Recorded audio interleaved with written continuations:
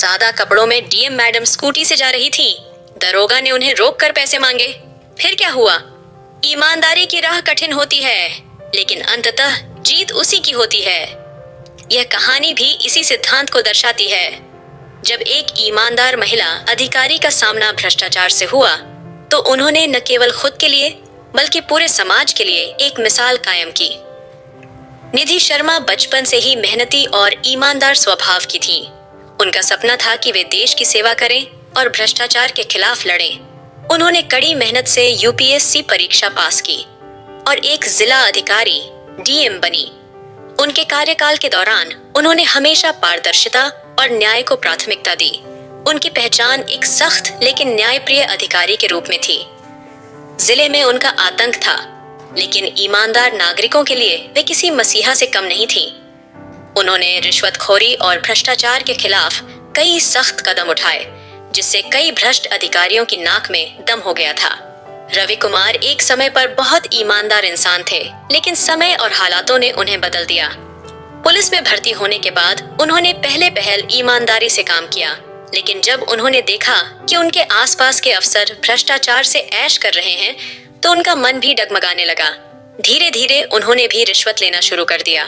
उनका मानना था कि सब लेते हैं, तो मैं क्यों पीछे रहूं?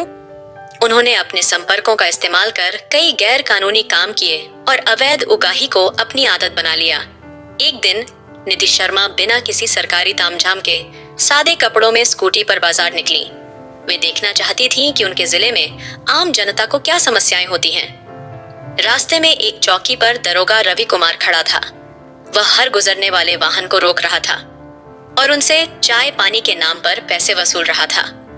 जब निधि वहां पहुंची तो उसने उनकी स्कूटी रोक ली।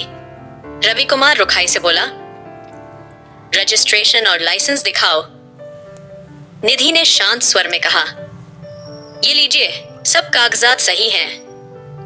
रवि ने हंसते हुए कहा, फिर भी 200 रुपए देने पड़ेंगे। बिना पैसे दिए यहां से कोई नहीं जाता। निधि को यह सुनकर गुस्सा आया, लेकिन वे शांत रहीं। उन्होंने धीरे से पूछा, अगर मैं पैसे न दूं तो? रवि कुमार ठहाका मारकर बोला, तो स्कूटी जब्त और तुम पर चालान। निधि ने धीरे से अपना मोबाइल निकाला और पूरी बातचीत रिकॉर्ड कर ली। फिर उन्होंने अपनी जेब से आईडी कार्ड निकालकर दरोगा के सामने लहरा दिया। मैं निधि शर्मा, इस जिले की डीएम। अब बताओ क्या करना है? रवि कुमार के होश उड़ गए। उसके चेहरे पर पसीने की बूंदें झलकने लगी। वह कुछ बोल भी नहीं पाया। आसपास खड़े लोग यह देखकर हैरान रह गए। घटना का वीडियो सोशल मीडिया पर वायरल हो गया। पूरा शहर इस घटना की चर्चा करने लगा। हर कोई डीएम निधि शर्मा की ईमानदारी और बहादुरी की तारीफ करने लगा। मीडिया चैनलों ने इसे प्रमुखता से दिखाया। ईमानदार डीएम ने सड़क पर रिश्वतखोरी का किया पर्दाफाश और भ्रष्ट दरोगा रंगे हाथों पकड़ा गया। अब होगी कड़ी कार्रवाई। लोगों ने सोशल मीडिया पर जमकर प्रतिक्रिया दी। काश हर सरकारी अफसर निधि मैडम जैसा होता। अब कोई गरीब आदमी पुलिस से नहीं डरेगा, क्योंकि ईमानदार अफसर हमारे बीच हैं। इस घटना के बाद दरोगा रवि कुमार को निलंबित कर दिया गया। उनके खिलाफ विभागीय जांच बैठाई गई और बाद में उन्हें सेवा से बर्खास्त कर दिया गया। इस घटना के बाद प्रशासन ने जिले भर में भ्रष्टाचार के खिलाफ अभियान छेड़ दिया। कई और भ्रष्ट अधिकारियों को निलंबित किया गया। लोगों में प्रशासन के प्रति भरोसा बढ़ा और ईमानदार अफसरों का सम्मान बढ़ गया। जब निधि से इस घटना के बारे में पूछा गया तो उन्होंने कहा, मैंने सिर्फ अपना फर्ज निभाया है। अगर हर नागरिक अपनी जिम्मेदारी समझे और अन्याय के खिलाफ आवाज उठाए तो यह देश भ्रष्टाचार से मुक्त हो सकता है। उनकी इस सोच ने कई युवाओं को प्रेरित किया। लोग सरकारी नौकरियों में जाने के लिए ईमानदारी और कर्तव्य निष्ठा को अपनाने लगे।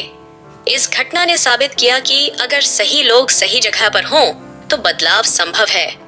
ईमानदारी भले ही कठिन राह हो, लेकिन अंततः जीत उसी की होती है।